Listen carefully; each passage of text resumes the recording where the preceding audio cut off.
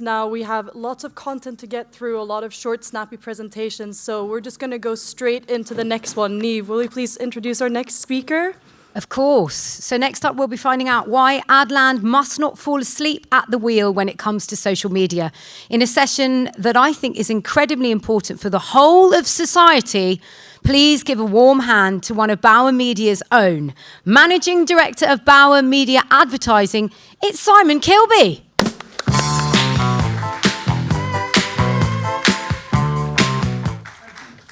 Thank you. That was a big intro. Good morning, everyone. I'm going to spend the next 15 minutes talking about trust. I was in the back room and I saw the slide that said, in 2025, Meta is going to be bigger than linear TV. I'd like you to hold that in the back of your mind while I talk about trust. And heads up, I'd like to make this a little bit provocative and make you think. So I'm going to start with some audio. That's Taylor Swift on Radio Post, and I've got a message in here from Keith. Hello, Keith. He says, Taylor's getting pretty fat and looking old, isn't she? Katy Perry is much more attractive.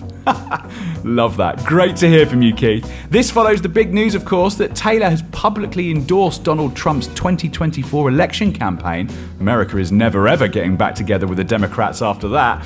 And the final word before our commercial break goes to NFL fan Johnny, who's got something to say about Taylor as well. He says, I'm sick of the camera showing that whore. I felt the urge to kill Travis and Taylor. I'm sick of them both. Top stuff, Johnny. Now, don't forget to keep all your comments coming in. We'll share absolutely anything here on Radio Post. Now, clearly, Radio Post does not exist, and that content has never been played on air, but it does appear on social media. That content would shut down a radio station, a TV program, or a magazine, probably in minutes. So the question is, why do we accept it on social media? An Adalytics report published in August revealed that the ads for hundreds of the world's biggest brands, including Disney, IKEA, Mercedes-Benz, Microsoft, and Nestlé, appeared online on pages with racial slurs, explicit sexual content, and violent imagery. In December last year, Bumble and Match Group, which owns Match.com, Tinder, and Hinge, pulled their ads from Meta's platforms after a bombshell report from the Wall Street Journal unveiled that the company's ads in Instagram Reels appeared next to sexually explicit content involving children. Now, the ad industry's legacy has been built on trust. It relies on it to exist. Without trust, we have no platform to communicate our advertisers' brands and products. And the relationship we have with audiences has been built through regulated, trusted platforms and advertising. The reality is that trust is being eroded with growing investment in social media platforms. Marketers' trust in adverts on X is at an all-time low and has probably unsurprisingly decreased further since Elon Musk's leadership, from 22% to 12%. 4% of marketers think adverts on X provide brand safety. And it's not just X. The top of the platforms was Google, which achieved 39%. In the UK, 77% of people agreed that quality journalism is key to a healthy democracy. However, only slightly more than half believe what they read is true most of the time. In the UK, there's even less trust in social media as a news source, at just 27%, compared to radio at 69%.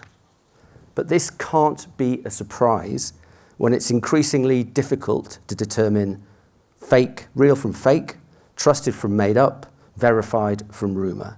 And this is getting worse with generative AI, deepfakes, and all layered on by content generated by algorithm. It promises to get worse as the technology develops. In fact, over 8 in 10 people in the UK come across fake news in their day-to-day lives. And over half of people, 52%, according to Newsworks, admit that they have been deceived by fake news at least once. Now, many research studies measure levels of trust in media and show a similar pattern to this. This data comes from a nationally represented sample of UK adults and basically shows a steady decline in trust as you move away from regulated platforms. The truth is, we are at the centre of a pandemic of misinformation, which was shockingly demonstrated with the UK riots over the summer. Social media was at the heart of spreading lies and misinformation, which led to horrendous scenes that we all witnessed across the nation. Added to and fueled by Elon Musk's own tweets, culminating in a claim that civil war is inevitable in the UK to his 200 million followers. Those slides were supposed to update, by the way. I think we're working on it now. Elon espouses free speech while taking advertisers to court for using their freedom of choice not to spend on his platforms, and he doesn't see the irony in that. But X isn't the only platform to blame, with Facebook, TikTok, and others playing a significant role. Now this, in my view, is a real existential crisis for our industry. Advertisers face growing risks as they continue to overinvest in untrusted social platforms. Risks to brand reputation, to their audiences, to their revenues, and a deeper erosion of consumer trust. And the harsh truth is, we all know that this is there. We're all aware of the trust issue, but that doesn't appear to be translating into a change of behaviour. It makes you wonder how much advertisers really care about trust, despite the weight of evidence that demonstrates that advertising in trusted environments is more effective. Now, this brilliant event is about the future of media, and you have to ask yourselves difficult and uncomfortable questions about where media is going. If we don't protect trust, we will have failed in our responsibilities to the future of our industry and to the wider communities that we serve. Potentially left with a handful of unregulated tech giants owned by Elon Musk, Mark Zuckerberg, ByteDance, etc., running media with their own agendas, the future of media is, at the least, perilous. Now, of course, I'm not saying we should all stop social media advertising or that all social media advertising is wrong. Our brands and our presenters themselves have millions of followers, and radio and publishing brands have extended to become very much digital and social products. When used effectively and safely, they can be a fantastic vehicle for marketers. And as radio knows better than anyone else, authentic voices can carry real influence with audiences. Brands like Kiss, Channel 4 and The Guardian, whose home this is, and I spent many happy years, are great examples of media channels who use digital platforms in an effective but brand-safe manner. We need to do more as an industry to make this consistent and use social platforms responsibly. Whether that's through increased government action or self-regulation, like tighter age verification, better responses to online abuse, or through advertisers doing more to work with trusted digital brands. Failure to support regulated media platforms, in my view, has the potential to disrupt the foundations of Adland, leading to a cycle of diminished brand credibility, audience engagement and revenue, putting the industry, in my view, in jeopardy. But let's take a step back and look at the bigger picture, which in my view is even more troubling for Adland. We are turning a blind eye to the social damage that social media is doing. Now, there's an increasing and significant weight of evidence that social media is having a detrimental effect on our communities. 1/3 of our online lives are spent on socials, 1 hour, 45 minutes a day. And for 15 to 24s, that is 60%. 62% feel overwhelmed by the world and the restless decade that we're having. 52% fear tech is destroying our lives. 84% of people think social giants have too much power. Social media use is increasingly linked to increased rates of anxiety, depression, and poor sleep. Rates of anxiety and depression have increased in young people by 70% in the last 25 years, according to the Royal Society of Public Health. Now, social media is not the only cause of that rise, but it's increasingly shown to be a really significant contributor. Now, I speak with a real passion on this subject, not just the fact I spent 30 years in media and fundamentally believe in what I'm saying, but also, and more significantly, through my experience of being a parent.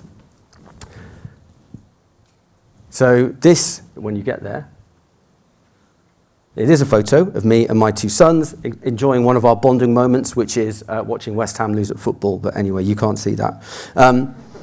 So both my boys are now in their 20s. They were born in 1999 and 2002.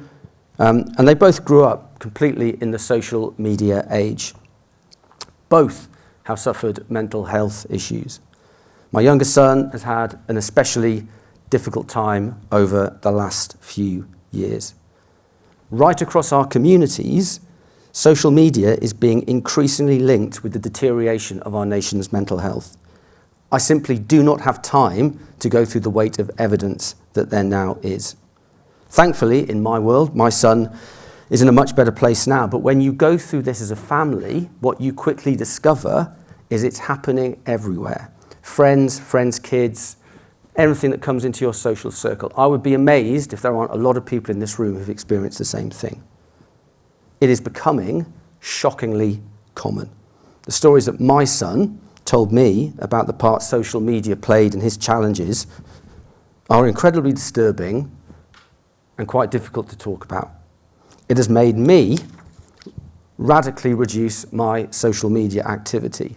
And we've all seen the high-profile news stories over the last couple of years, which paint exactly the same picture. As soon as you give a child a mobile phone with access to the internet and social media, it will become a central focus in their life. I'm sure something that all parents and teenagers in this room are fully can certainly relate to. Rather than just looking at that as a really neat targeting opportunity, we should be asking, what impact is that having on them? Our legacy has been built on supporting great, high-quality journalism, joyous radio, great TV, cinema journalism. We are at the risk of eroding this legacy. Instead, funding platforms that are increasingly linked with growing mental health crises, and they're just doing harm. We need to be very careful as an industry that the next generation of people attending a conference like this do not look back and say, our generation was asleep at the wheel. And in my view, we need to do something about it. Now, in my day job, I talk to agencies and clients about this all of the time, and there's lots of nodding. Everyone understands the situation, but action is generally not forthcoming. And as I said, this is by no means a call to stop using or spending on social media, but we do need to work out how we can do it more responsibly. Everybody in this room has a part to play in dealing with this challenge. The platforms have to take more responsibility. Agencies and clients need to understand the longer term and wider impacts of increasing spend on social platforms. And other media platforms and companies, such as ours at Bauer, have a responsibility to educate and help our audiences navigate this new environment. So today, I'm really pleased and proud to announce that Bauer Media are going to do something about this. Our long-established initiative, Where Is Your Head At? Where's Your Head At? Has already successfully campaigned for mental health first aiders in every workplace in the UK. We're now launching a campaign to empower the way people use and interact with social media. The Bauer Media network of audio and publishing brands reaches over 27 million people a week in the UK, and our upcoming initiative will be supported across all of those brands, helping people navigate through the problematic world of social media, whether that's through practical resources, whether that's through information, or indeed through expert guidance. Now we, and I certainly believe it's time for us and our brands to start out on a journey that will help protect our communities and ultimately our industry. If you want to find out more about this initiative that we'll be launching soon, or you'd like to support the campaign, scan the QR code and register to find out more. So, I could stand here and talk about this all day, but I only have a certain amount of time. So in closing, when you reflect back on the 2 days that you have at the Future of Media and this brilliant conference, thinking about the fantastic new opportunities that our amazing industry has, also think about what needs to be done to maintain trust with our audiences. And this will help ensure a Future of Media conference in 15 years' time does not look back with regret at the damage that our generation did. Thank you very much.